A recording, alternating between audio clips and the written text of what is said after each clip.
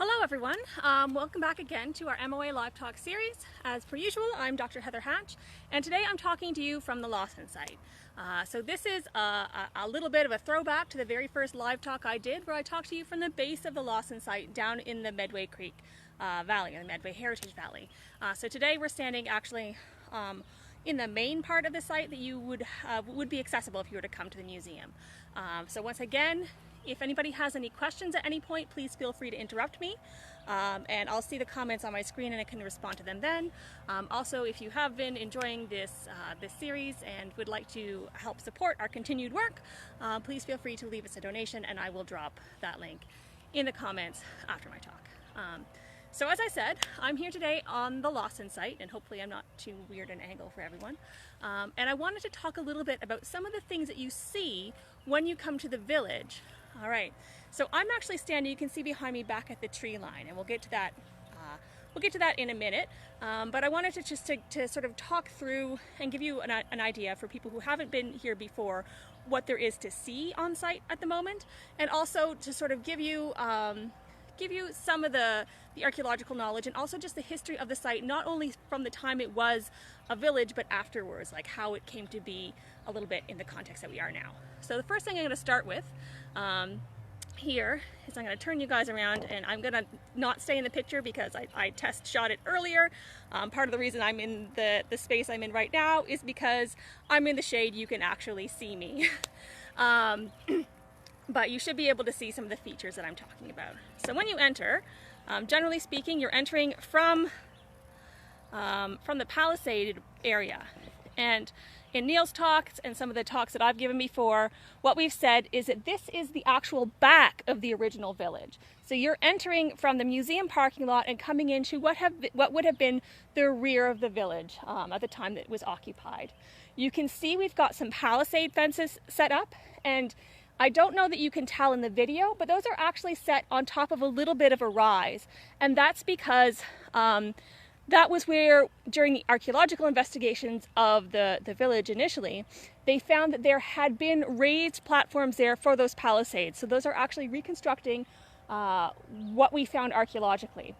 Now, we don't 100% know that the way that we have our interior palisade reconstructed is really necessarily what you would have seen here, but it would have been something along those lines, maybe built up a little bit taller and so forth. The back palisade that you see, that's almost more of a security feature for us than necessarily an exact reconstruction, though we do know that there would have been like that tall exterior fence once again, and then that interior maze work. So those are some of the things that you can see when you come to the site that do represent some of the original archaeology and the original archaeological findings. There's some other features that you'll see if you come into the area that don't necessarily represent archaeological findings, and I'm going to talk a little bit about them. I'm just going to bring you back this way here. So I don't know how well you'll be able to see it from here, but if you look back behind me, back behind this stump, you get to kind of an area where it's a little bit lumpy, a little bit grooved, and what that actually is a big pit. I'm sort of in the shaded area back here, and I'll just maybe bring you back a little ways. And again, I'm not sure how visible it is. There's a shaded area back, or that is sort of shaded into this pit, and that's not actually an archaeological feature. It's very visible on the site. I mean, I guess you could argue it's an archaeological feature now, but it's not an original one. What that actually is an area where we used to have an excavation place for kids and so forth to come and have a chance to try archaeology, to experience it as well. We do have a new area that's set up for this. It's on the far side of the longhouse in the garden, but you can't really see it from where I'm standing now. But this is something that I think is maybe a little bit confusing. Good. I'm glad it's clear. But so I just wanted to give people a little bit of that context. So some of the things you see here are not necessarily about the site as an archaeological context, but also about its context and use as a museum, as a heritage site, and the way we've interpreted it on the past. So you can see some of these areas. There's also some earthworks that are further into the wooded area that we think might represent some of the earthworks that would have been at the front of the village, but it's I would have to go much further, walk you down the path all the way, and I don't think anybody wants to experience that kind of shaky camera. So I might do another feature later on looking at some of those other features that you can see archaeologically, and some of the other places where you can see that archaeology has been done on the site as well. But really, one of the main things I wanted to talk about today is this sort of distinction between this big open green space that you see when you first come, and I'll turn you back around. So this big open space here, and then the woodlot that's behind me. So why is that such a huge distinction here? And that has to do, again, with the history of the site, not as an archaeological village, but since it was a village and since the time before it became a heritage site. And what you're really seeing is the area that's behind me in this wooded area is the part that was not plowed. And so that's one of the reasons that the site here is so important, and it's so important for us to be able to preserve the archaeology that hasn't been disturbed or hasn't been as extensively disturbed. So the area in front of me, the big open green space, was plowed land. So it had been used as farmland, and so it had been heavily disturbed already before the archaeological excavations. And at this point, pretty much everything in that open field has been excavated archaeologically. So we have all of that, like that whole area has been mapped and investigated, and artifacts have been recovered from it. When you're talking about the back woodlot, there has not been the same kind of systematic archaeological approach to removing materials from the woodlot. We do know, however, that people have been back there before it was a heritage site. This whole area was known to the public, and so there was a sort of a tradition of people coming and having like archaeology dig picnics sort of things, or looting picnics really, where they would have basically plan a nice day out and then go back in there, dig some holes and see if they could find any cool things that they could you know, take home as souvenirs, essentially. And so that's kind of the history of the site that we're dealing with here. So we know that there's still archaeological features that are intact in the woodlot behind us, but we also do know that there has been disturbance, especially in the 19th and early 20th century as well. So we're doing our best at this point. So we don't want to, we're doing our best to take care of the site as it is now. So we have that whole back area of the village that has been thoroughly excavated, and we have the information about that work, although a lot of it is still under analysis. And then behind us, we have this huge resource for new archaeological knowledge, the potential of it. And we also have this huge cultural resource that pertains to the First Nations people and their history here that we want to protect as it is right now.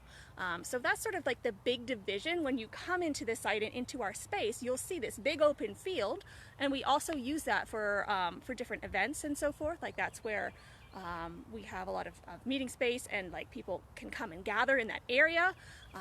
But the back woodlot, there's only really one trail, and I think you might be able to see sort of the head of it back off this way into that sunny area, is the trail that we have set that gives you an opportunity to walk through that woodlot in a controlled way, so that you're not disturbing the rest of the site where it has not been excavated and there hasn't been a lot of systematic archaeological work done. There has been some, especially non-invasive or non-destructive archaeological work, so there's been some geophysical survey done back there, and some of the earliest archaeology we think that was done here, again in the late 19th and early 20th century, we do think that some of the people who were investigating the site at that point were maybe doing some work back in that wooded area and even down into the valley. But it hasn't been systematically excavated the same way that the green space has. So that's one of the reasons that we're able to have the sorts of features that we have here, have the kinds of like gatherings that we do, like when we've done the powwow and the Maple Harvest Festival and have like large crowds in that area. We're not worried about it damaging the archaeological resources because they've all been removed from those spaces. And what the part that we're protecting is kind of naturally protected in a sense. So it's covered in that woodlot that's grown up since the village was abandoned, since it was used or owned in the, again, 19th century. and the lands in front of it were being plowed. And another thing I wanted to talk about was less specific to the Lawson site, but this idea of plowing and its relationship to archaeology. So agriculture is actually one of the main ways that we find archaeological sites.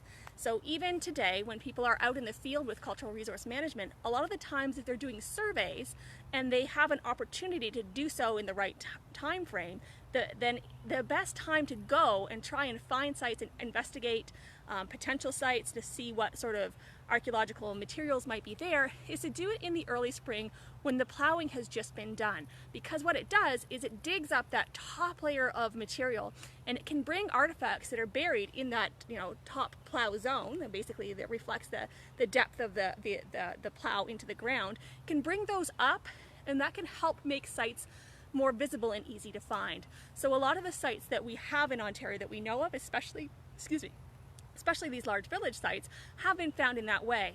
And a lot of people have found artifacts. Like we have an extensive collection of materials that have been donated to us over the years, and a lot of those finds are sort of unique things that people have thought were interesting and thought that maybe the museum would be the best place to hold those.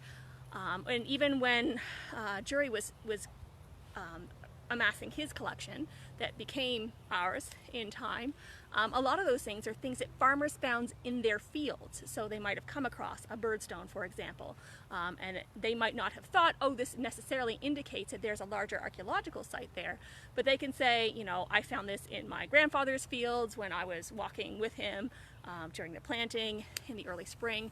And so that's really where a lot of this stuff comes from and how we find it. And it's kind of a mixed bag, right? Because you're disturbing those top layers of material, but everything that's below that plow zone or that plowing level still is preserved. So even though that stuff is being brought up and it's lost its specific context in a spatial way, it still allows us to find sites, and it still we still do find materials that have been found underneath.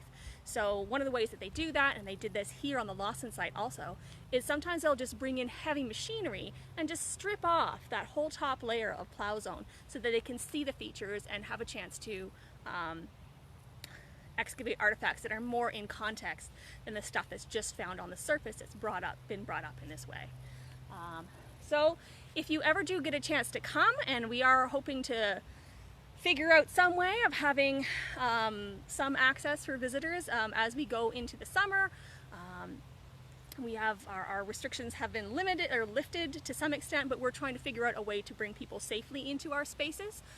So once we've done that, well, I'm hopeful that people will be able to come out to the site and have a look around and see some of these archaeological features and these natural features and some of the ways that the site is protected, and have a little bit of context in terms of why things are the way they are here, why things have been built in the places that they've been built, and why things have maybe been left alone. So hopefully that was interesting. And again, if anyone has any questions or comments, please leave them for me. And thank you very much. And I will see you again, actually on Tuesday, I should say. We are actually going to be having another interview with Dr. Neil Ferris and with Mima Captious. So I hope that people will find that interesting and you'll join us for that on Tuesday. So thank you very much. Have a great afternoon.